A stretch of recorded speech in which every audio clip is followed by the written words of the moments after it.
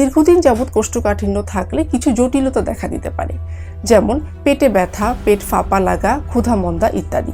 এছাড়াও পায়খানার রাস্তা ফেটে যে অ্যানাল ফিশার হতে পারে, পাইলস হতে পারে, এমনকি কোলন ক্যান্সার পর্যন্ত হতে পারে।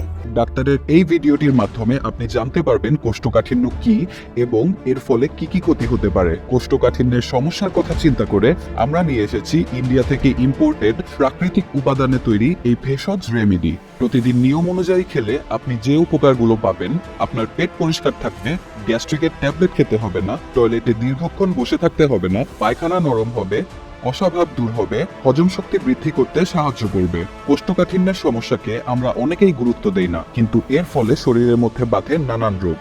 আর এই প্রাকৃতিক উপাদানে তৈরি গাট কেয়ার এসব সমস্যা থেকে আমাদের রক্ষা করবে।